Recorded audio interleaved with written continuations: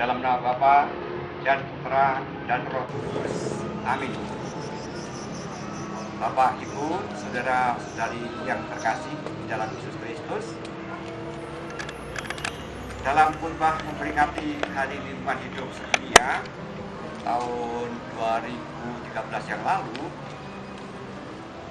Bapak Paus menyampaikan keprihatinannya tentang budaya yang sering membuang makanan sehingga kita itu kehilangan kepekaan.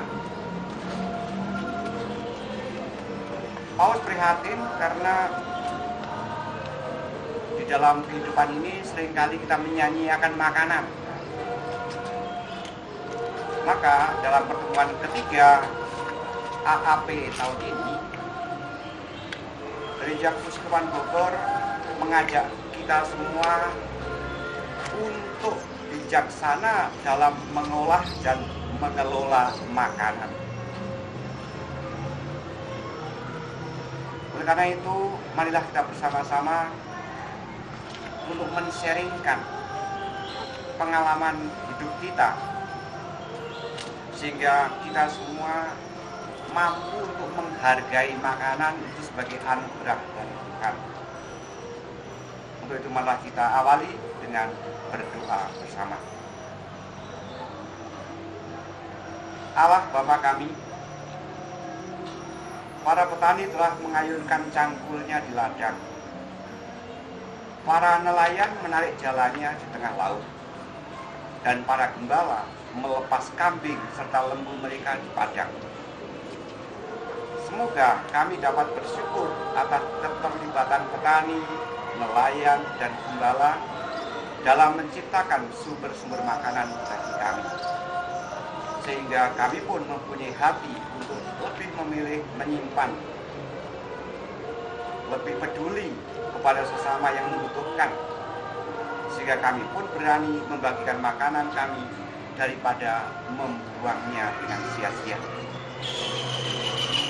Semuanya ini kami panjatkan dalam Putra Yesus Kristus, dialah Tuhan pengantara kami ini dan sepanjang segala masa. Amin. Saudara dan saudariku yang terkasih, untuk merenungkan tema dalam pertemuan ketiga AAP ini, saya akan mendasarkan permenungan saya lewat bacaan kitab suci dari Kejadian bab 41 ayat 46 sampai dengan ayat 57. Yusuf berumur 30 tahun ketika ia menghadap Firaun, raja Mesir itu. Pergilah Yusuf dari depan Firaun, lalu dikelilinginya seluruh tanah Mesir.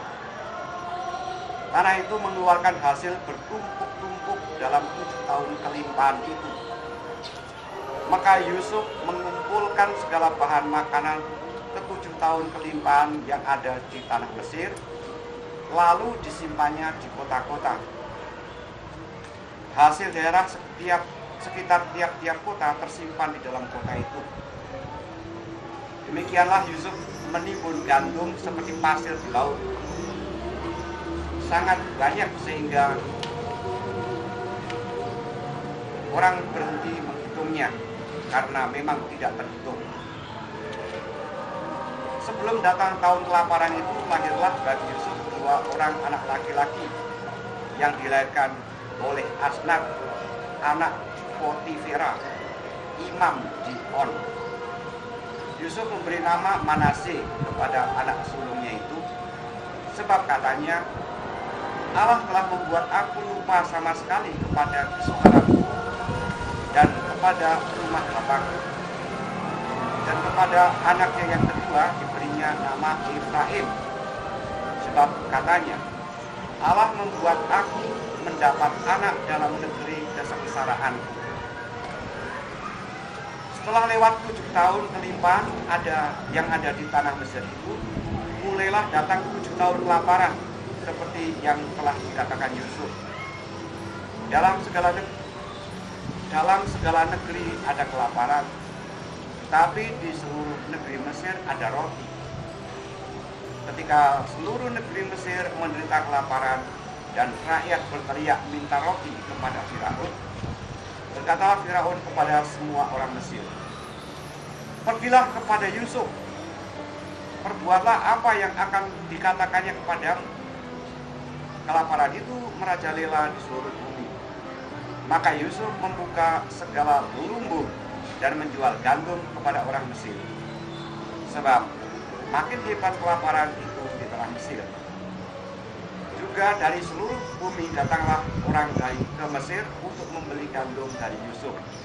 Sebab hebat kelaparan itu di seluruh bumi. Demikianlah sabda Tuhan. Syukur kepada Allah. Bapak dan Ibu serta saudara-saudari dan putra-putriku yang dikasihi Tuhan, ada kebiasaan di sekitar kita, kalau kita mau mengadakan pesta, biasanya orang itu akan selalu berkata, biarlah kelebihan daripada kekurangan. Karena kalau sampai kurang, orang akan malu. Tapi kalau ada kelebihan, nanti akan bisa dibawa pulang berbekas-berkas. Apalagi oleh para ibu-ibu yang sering membawa plastik ya dalam pertemuan. Oleh karena itu, kebiasaan semacam itu sebetulnya sepertinya sederhana, tetapi mengandung suatu kebiasaan yang kurang baik. Karena di mana-mana seringkali kita begitu mudah untuk menyia-nyiakan makanan, entah di restoran, entah di rumah-rumah makan yang kecil-kecil, maupun di rumah kita sendiri. Begitu banyak seringkali terbuang, terpercuma. Karena itu gereja merasa prihatin. Di sana sini sekarang itu masih begitu banyak orang yang kelaparan. Ada daerah-daerah tertentu yang bahkan kekurangan gizi.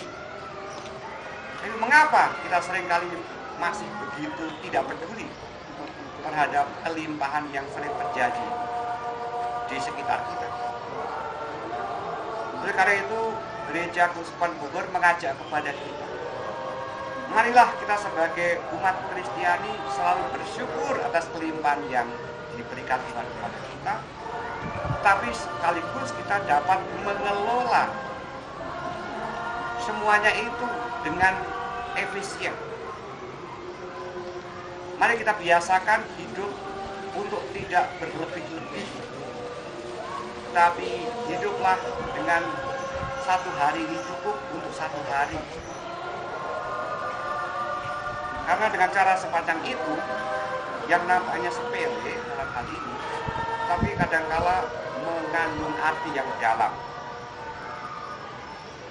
Kita diharapkan untuk bisa lebih peduli terhadap karunia yang diberikan Tuhan itu, dan kemudian kita mampu untuk bisa menciptakan sesuatu yang berguna bagi sesama kita. Coba kalau kelimpahan yang ada itu kita kelola untuk, ya katakan saja, sumbangan-sumbangan karitatif untuk saudara-saudara kita yang berkekurangan. Tentu itu akan lebih berguna dan membahagiakan mereka, tidak terbuang percuma. Oleh karena itu, saudara dan saudara yang terkasih, mari kita sebagai persiapan terakhir menyongsong hari raya Natal ini, kita memang akan menerima kelimpahan rezeki rohani yang luar biasa itu Yesus sendiri yang menjadi makanan kehidupan sehari-hari. Dialah roti hidup. Karena itu malah kita dengan penuh syukur, terima kasih, malah kita dapat merayakan Natal ini dengan penuh perhatian terhadap mereka yang berkekurangan lewat AAP, lewat dana-dana misalkan perayaan maupun juga dana-dana sosial kita, sehingga mereka semua akan bisa tertanggulangi dan merasakan kehadiran Tuhan di keluarga-keluarga kita. Untuk itu kita akhiri pertemuan kita ini dengan berdoa.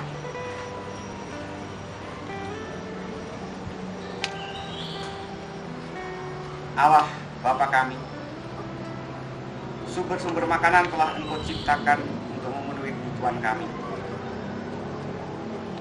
Entah itu padi, jagung, dan umbi. Ribuan ikan berkeliaran di sungai. Aneka ragam sayur dan buah memenuhi semua kebun. Semoga kami dapat menjadikan padi, jagung, umbi, aneka ikan, unggas, ternak, serta sayur mayur menjadi makanan yang siap untuk kami nikmati dan kita bagikan dengan bijaksana, sehingga tidak menjadi sumber sampah. Kami berterima kasih ya Tuhan, karena Engkau adalah rezeki kehidupan kami. Dialah Tuhan pengantara kami yang hidup dan berkuasa kini dan sepanjang segala masa. Amin. Saudara kasih, mari kita akhiri pertemuan yang ketiga ini dengan mohon berkat Tuhan.